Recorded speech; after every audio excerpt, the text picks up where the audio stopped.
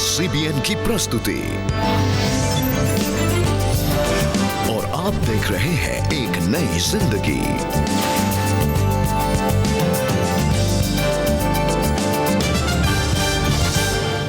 Hello friends, welcome to this new episode of एक नई जिंदगी। जी, गुड मॉर्निंग दोस्तों। एक नई जिंदगी के आज के प्रोग्राम में हम आपका बहुत बहुत स्वागत करते हैं।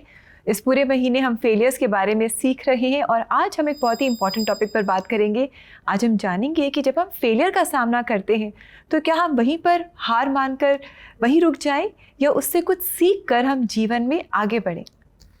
ये एक बड़ा इम्पॉर्टेंट टॉपिक है क्योंकि हर जगह जहाँ पे भी आप जाएंगे तो देखेंगे सक्सेसफुल होने के लिए आप ये कोर्स कर लें, सक्सेसफुल होने के लिए ये किताब पढ़ लें।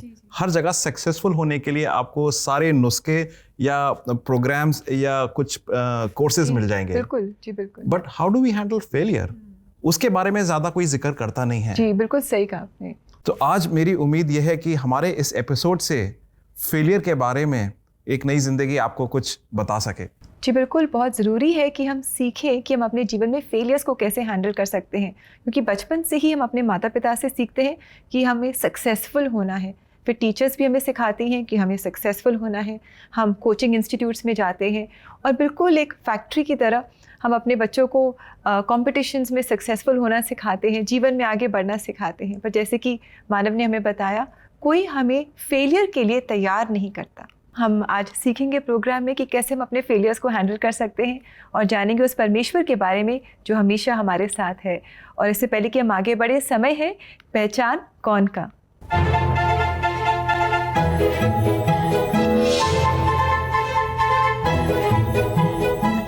कि वो कौन थी जो मोआब से बैतलहम आई और प्रभु ने एक उजड़े हुए जीवन को बसाया अच्छी तरह से बैतलहम में। क्या वो रेहाब थी? क्या वो प्रिसिला थी? क्या वो रूथ थी? क्या वो मैरी थी?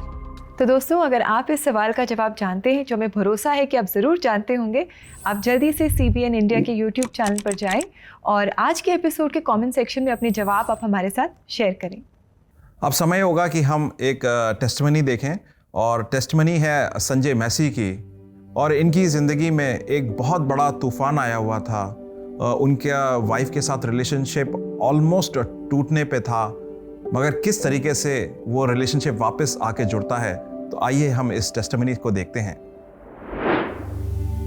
पंजाब के शहर खरड़ में रहने वाले संजय एक पोल्यूशन कंट्रोलर की नौकरी करते थे, जिस कारण घर का गुजारा मुश्किल और हालात बहुत बुरे थे। मेरी सैलरी कम थी और घर के हालात कुछ इस तरह थे, तो उस कारण हम दोनों के बीच में गलतफहमियां होनी शुरू हो गईं। हमने एक दूसरे को गलत शब्द बोलने शुरू कर दिए और हमारे घर में फिर लड़ाई होनी शुरू हो गई। ये मेरा बिल्कुल भी साथ नहीं देते थे। कोई फैमिली मेम्बर मुझे किसी तरह का ताना देता था, कुछ कहता था और मैं इनको बताती थी तो ये कहते थे कि चुपचाप रहकर सुन लिया कर, नहीं तो फिर जा। मतलब इतना ज़्यादा हमारे बीच लड़ाई झगड़ा होता था कि हमने तो बिल्कुल ये सोच लिया था कि अब हम दोनों अलग अलग ही हो जाएंगे। फिर मैंने एक डिवोर्स केस फाइल भी किया था और फिर इन्होंने भी किया था। डिवोर्स केस फाइल होने के बाद संजय को महसूस हुआ कि उनका वैवाहिक जीवन असफलता की हद तक पहुंच गया है। इस बात का गहरा असर उनके दिमाग पर पड़ा। जिस समय मेरी वाइफ अपने घर चली गई और उसके बाद मेरा दिमागी संतुलन हिल गया था। मैं काफी डिप्रेशन में आ गया। मुझे कुछ समझ नहीं आ रहा था। मेरा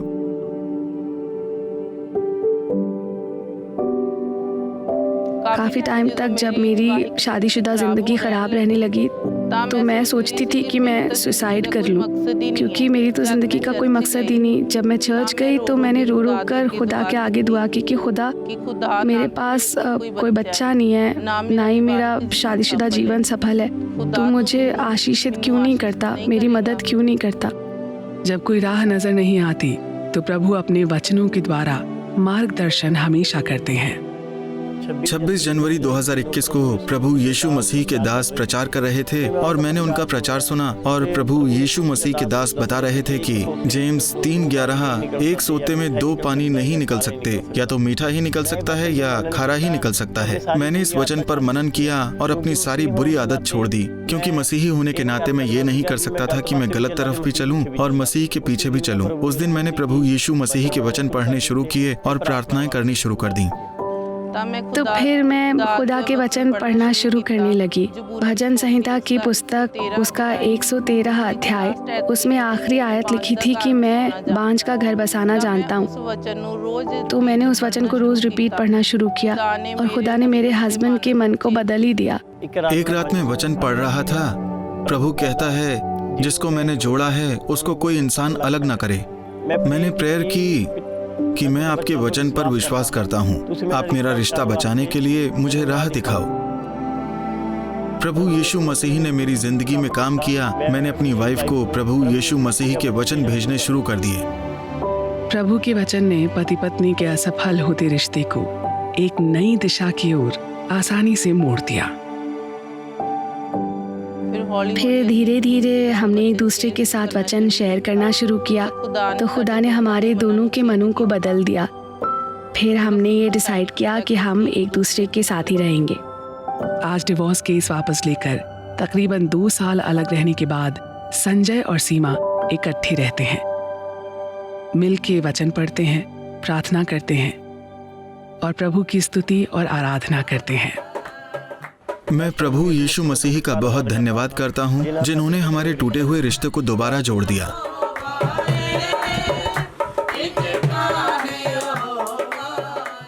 कितनी अच्छी कहानी है संजय मैसी की। और हमने देखा कि एक असफल वैवाहिक जीवन को परमेश्वर के प्रेम ने, परमेश्वर की उपस्थिति ने सफल बना दिया।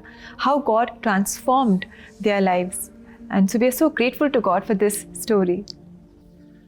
हाँ, मैंने भी जब कहानी देख रहा था तो मुझे भी काफ़ी ऐसा लग रहा था कि ये असंभव चीज़ संभव हो गई। कैसे ये रिलेशनशिप वापस आ गया, मगर वचन नहीं काम करा, वचन ने इन दोनों को मिलाया।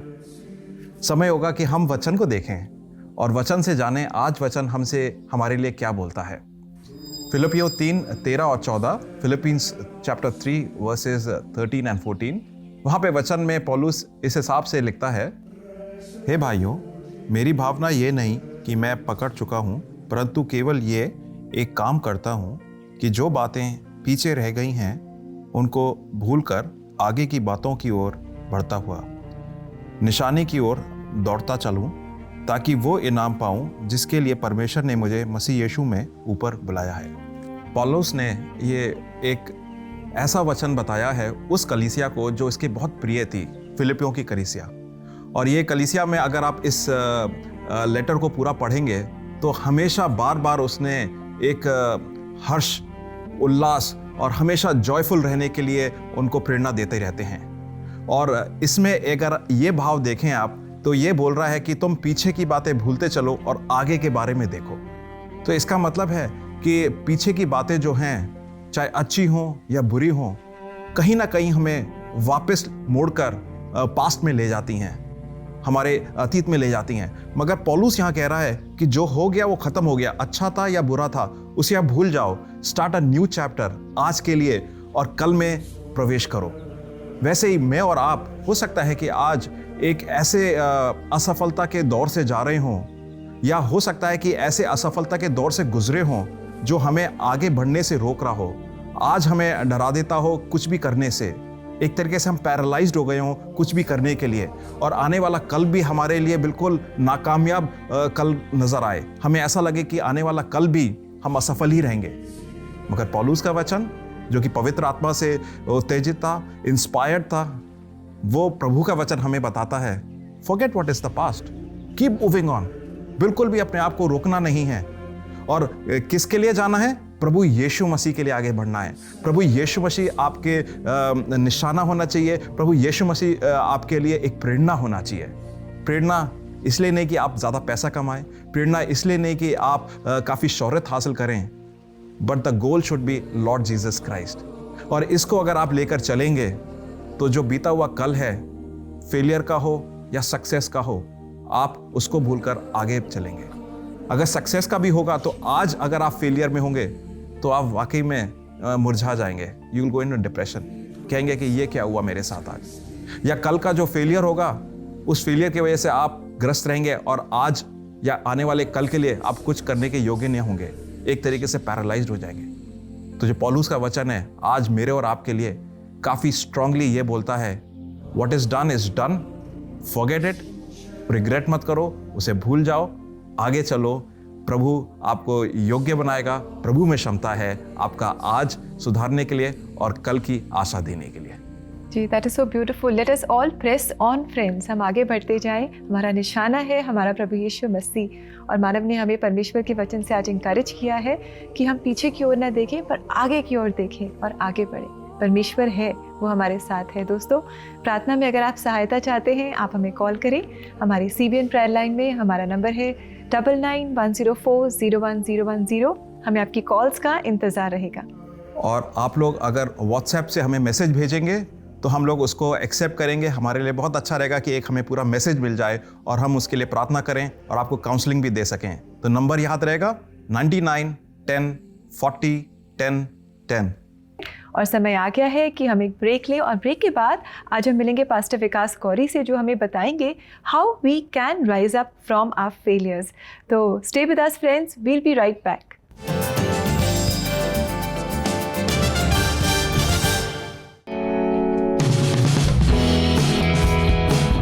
Oh hey kids, are you ready for the Superbook Summer Camp?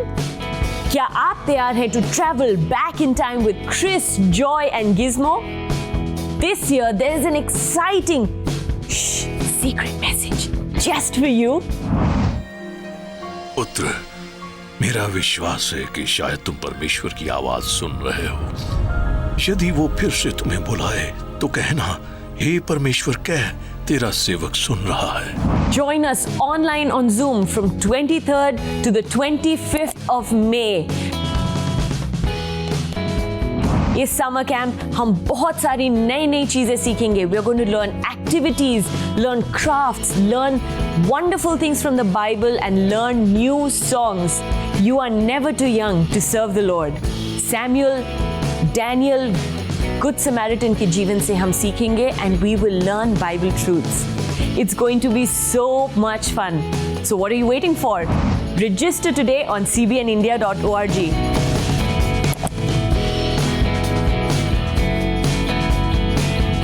I am so excited to hang out with you this summer. See you there.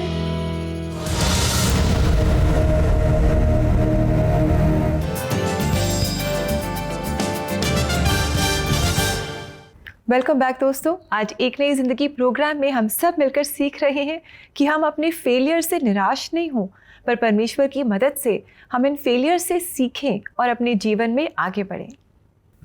Rebecca, आज गुरुवार है, थर्सडे है, और आज का समय होगा कि हम पास्टर विकास गौरी की टीचिंग से जानेंगे कि फेलियर में हम कैसे उभरें, और ख़ास तौर से इस एपिसोड जो फेलियर के ऊपर बेस्ड है, ये हमें बताएंगे कि हमें प्रभु के ऊपर कैसे निर्भर रहना है। तो आइए इनकी टीचिंग को देखें।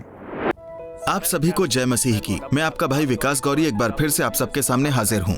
पिछले सप्ताह हमने बात की थी कि हम असफलता के साथ कैसे निपट सकते हैं, और आज हम बात करेंगे कि हम असफलता के ऊपर किस तरह विजय प्राप्त कर सकते हैं। क्योंकि जब हम परमेश्वर का वचन देखते हैं तो वचन के बीच आज तक जितने भी अगुवा हुए हैं, जितने भी लीडर्स हुए हैं, उन्होंने कहीं ना कहीं अपनी जिंदगी में गलती की और वो उस गलती से सीखे और फिर वो आगे बढ़े हैं। और हमें भी अपनी गलतियों से सीख के आगे बढ़ना है। हमने गलती करके उस जगह पर रुके नहीं रहना है, हमें आगे बढ़ना है।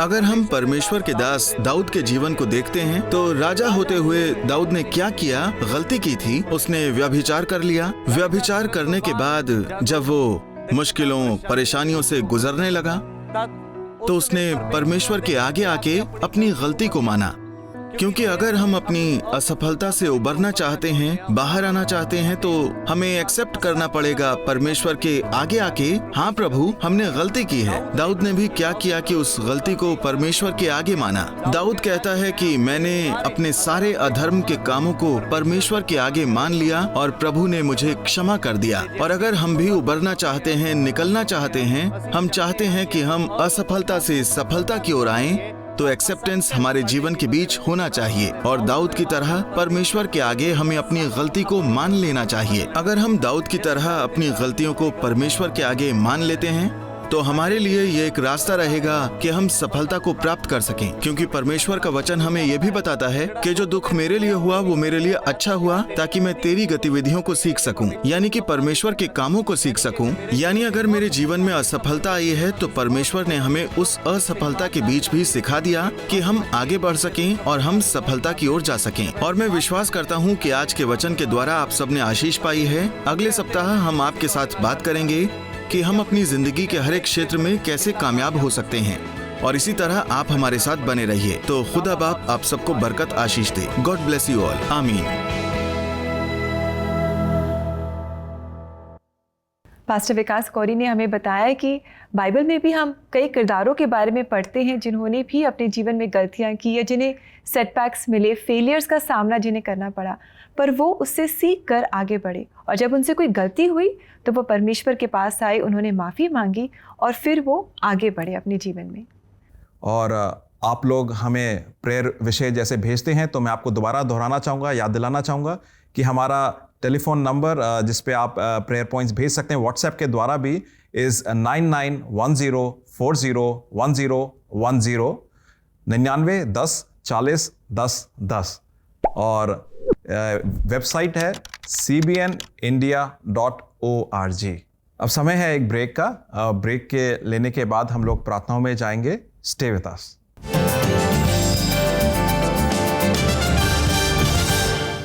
1907 में जब प्लास्टिक इन्वेंट हुआ तो ये कमाल की चीज थी। बहुत सारे प्रॉब्लम्स इससे सॉल्व हो सकते थे। Plastics will play as large a role in peace as they do in war. For today, plastics are changing the appearance of our everyday world. Cosmetic containers and cockpit housings, radios and razors, all contain plastics.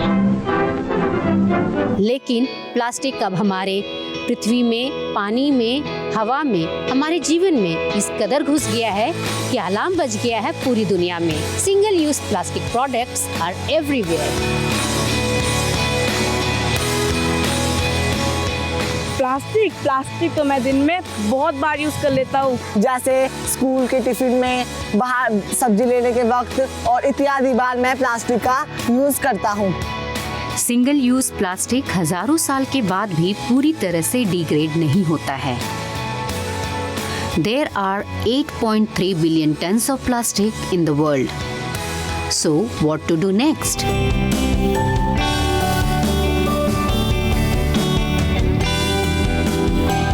Create awareness.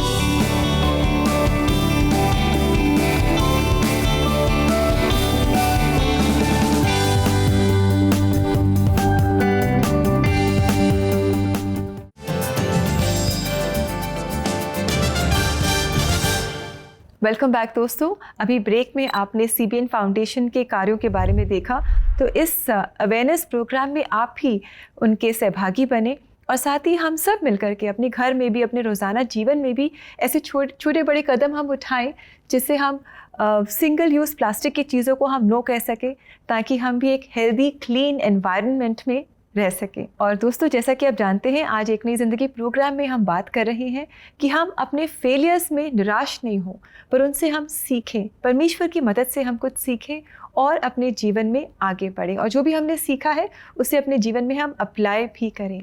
और आज हम खास परमेश्वर से मदद मांगेंगे ताकि आप और हम मिलकर अपने फेलियर्स में विक्टोरियस बन सकें। और समय है कि हम पढ़ें आपके मैसेजेस। तो आज का पहला मैसेज हमें भेजा है सचिन ने व्हाट्सएप से, और ये कह रहे हैं, हम बहुत परेशानियों से गुजर रहे हैं। आर्थिक तंगी की वजह से हम टूट चुके हैं। मेरा बिजनेस भी बंद हो गया है। हर तरफ सिर्फ मायूसी और नाकामी मिल रही है। मेरा पूरा परिवार बहुत परेशान है, कृपया मेरे परिवार के लिए प्रार्थना कीजिए। सचिन, हम ज़रूर आपके लिए प्रार्थना करेंगे और वाकई बहुत चैलेंजिंग टाइम से आप अपने जीवन में गुजर रहे हैं, लेकिन परमेश्वर हैं और वो आपके मददगार हैं। And with God all things are possible. इसलिए आप भरोसा रखें और आप भी प्रार्थना में लगे रहें। आइए हम एक और मैसेज को देखेंगे और उसका वो भी प्रेयर पॉइंट्स में उसके लिए भी प्रार्थना करेंगे। मैसेज आया है मिली के द्वारा। उन्होंने प्रेयर रिक्वेस्ट भेजी है। ये बोलती हैं, मेरे हस्बैंड का बिजनेस लॉस में चल रहा था। हम बहुत आर्थिक तंगी से गुजर रहे हैं। हम बहुत कर्जे में हैं। मेरे पास नौकरी है पर घर चलाने के लिए वही काफ़ी नहीं है। समझ नहीं आ रहा कि ज़िंदगी का गुजारा कैसे होगा। कृपया हमारे परिवार के लिए प्रार्थना कीजिए। आइए हम इन दोनों प्रेयर रिक्वेस्ट को, जो सचिन और मिली की हमारे पास आई है, उसके साथ साथ और भी बहुत सारी प्रेयर रिक्वेस्ट जो आती हैं उनको भी जोड़ें, और बहुत सारी अनगिनत अनकही प्रेयर्स हमारे पास जो नहीं हैं वो भी होंगी, उनको भी प्रभु के पास लेके चलते हैं। प्रभु जी, धन्यवाद देते हैं इस समय का कि आपने एक हमें ऐसा मौका दिया कि हम बच्चों की तरह सीधे आपके पास आ सकते हैं, बिना कुछ फॉर्मेलिटी के, बिना कुछ ज़्यादा प्राविधानों के आपके सम्मुख आ सकते हैं। मालिक, हमें मालूम है कि आपके वचन बोलता है कि जहाँ 2 या 3 साथ मिले हों तो आप मौजूद हैं। हमें मालूम है कि इस समय जब हम प्रार्थना कर रहे हैं, आपकी मौजूदगी है, आप इन प्रार्थनाओं को सुन रहे हैं। इस समय सचिन और मिली दोनों ने अपनी आर्थिक स्थितियों के बारे में बताया है, दोनों ने असफलता के बारे में बताया है, और दोनों ने कहा है कि आने वाला कल उनको दिखता नहीं है कि कैसे पूरा हो पाएगा। प्रभु जी, उनकी ज़िंदगियों में आप अपनी आशीष को दें। उनकी प्रॉब्लम्स में प्रभु जी आप एक उजागर करें, उनको रास्ता निकालें, उनके लिए आगे बढ़ने का और उस परेशानियों से बाहर निकलने का। प्रभु जी, जो चीज़ें असफल हो रखी हैं, असंभव हो रखी हैं, प्रभु जी, उन लोग ने भी जाना है, हम लोग ने भी जाना है प्रभु जी कि आप असंभवता को संभवता में बदलने वाले प्रभु हैं। उनके लिए असंभवता से संभवता में बदल दें। मगर उससे ज़्यादा बड़ी बात है कि इस दौर में वो विश्वास में और योग्य और पुख्ता होते जाएं। प्रभु जी, मैं प्रार्थना करता हूँ इस समय जितने भी हमारे श्रोतागण भाई बहन साथ जुड़े हैं प्रार्थनाओं में, प्रभु जी, वो सब भी, उनकी भी प्रॉब्लम्स हैं, उनकी भी बहुत सारी परेशानियां हैं, वो सारी चीज़ें आपके पास हम लेकर आते हैं। प्रभु जी, उन पे भी अपनी शिफा का, आशीष का हाथ दें प्रभु जी, और इस माध्यम से हम अपने विश्वास में और पुख्ता होते चलें। ये सारी प्रार्थनाएं प्रभु यीशु मसीह के नाम से मांगते हैं, आमीन। आमीन। अब समय होगा कि हम आज की प्रेयर टिप की तरफ चलें और देखें प्रभु का वचन हमारे से क्या बोलता है।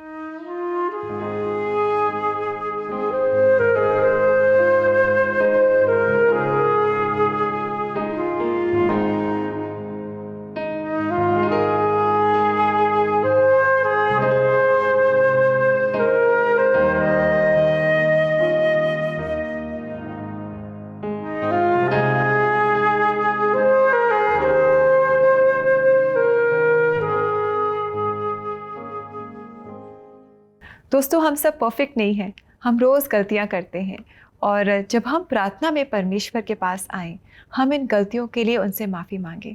परमेश्वर का वचन भी हमें इंकरेज करता है that whenever we come in prayer we must confess our sins, we must come in confession to God.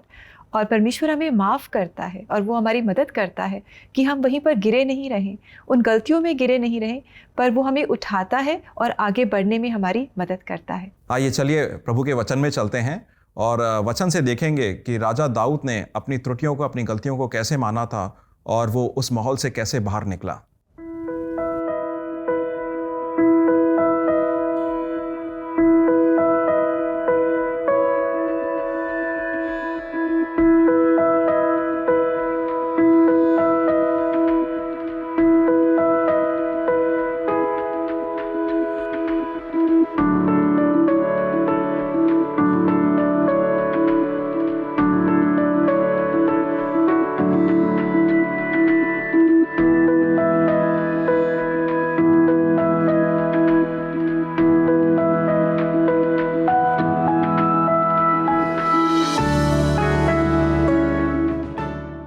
दोस्तों, ये बहुत ही अच्छी कहानी है दाऊद की, और जब भी आपको समय मिले आप इसे ज़रूर पढ़ें। ये 1 सामुएल चैप्टर 30 में हम पढ़ते हैं और आपको बहुत इंकरेजमेंट मिलेगी।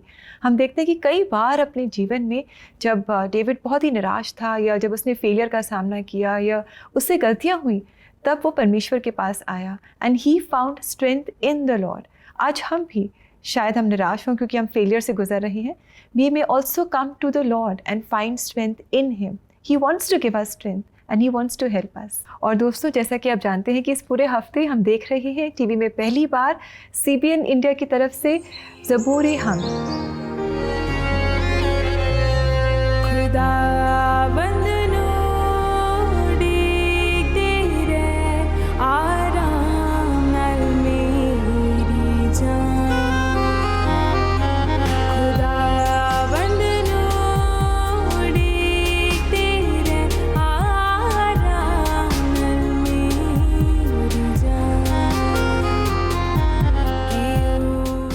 और आज भी हम एक बहुत ही खूबसूरत ज़बूर सुनने जा रहे हैं। तो आइए दोस्तों, सुनते हैं रागिनी की आवाज़ में ज़बूर 92 और इसके बोल हैं तेरिया सिफ्ता दे गीत। इस गीत के द्वारा, इस ज़बूर के द्वारा आप आशीष पाएं। कल हम आपसे फिर मुलाकात करेंगे और ख़ास आपके लिए प्रार्थना करेंगे। Do stay with us and नमस्कार। नमस्कार, गॉड ब्लेस यू।